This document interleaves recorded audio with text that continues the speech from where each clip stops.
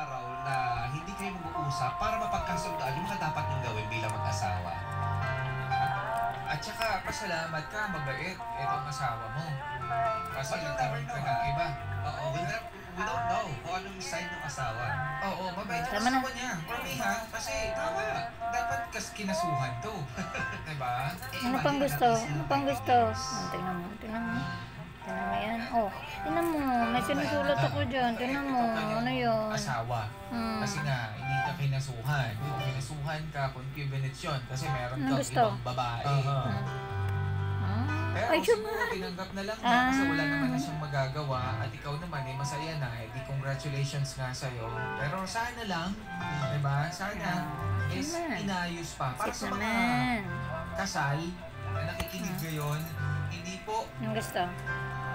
rason o hindi po magiging sagot ang paghahanap po Sit-sit naman ng ibang na aking karelasyon. bebe Dahil naman. meron po kayong Ang mami-mami marriage, naman meron namin kayong eh. asawa, meron kayong pamilya na dapat mong inuuna at pinoprotektahan nyo. Nana. Okay? Nana. Hindi po magiging sagot kahit kailan ang pagkakaroon ng Mata ko. makakasama sa buhay. Ito, pare ko yan. Talaga pag gusto magpahimas eh. Galing-galing naman May mga eh. pagkakataon na ganun eh. Na paminsan-minsan, Ayan ang cutie parang namin, mawalan ka ng napaka-sweet. gana, ayaw mo na.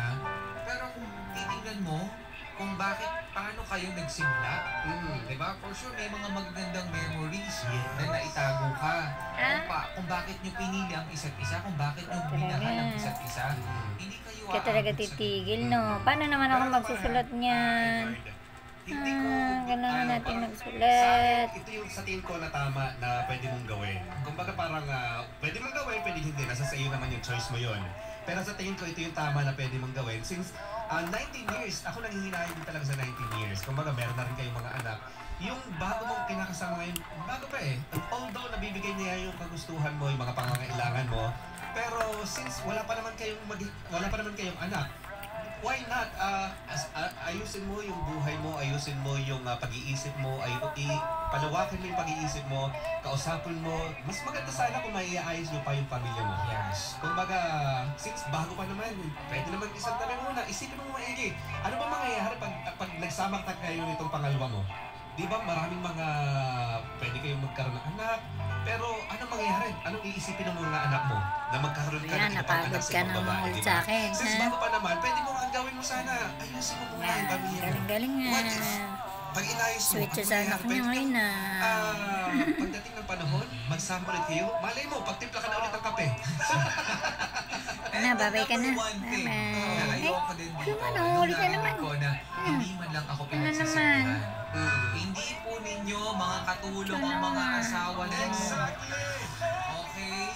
Yung mga babae na po na yan, eh, magpasalamat kayo kung pinagtitimpla kayo ng kape. Pero kaya nyo naman, di ba? Labingan yan eh.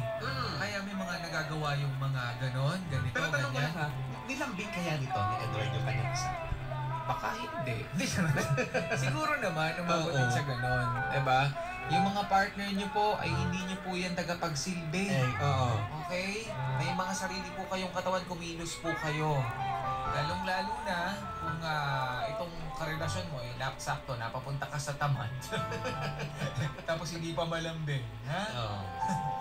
Ay nako, give and take po ang relasyon mga kapuso. Hindi po pwedeng kayo lang lagi yung nagtitake.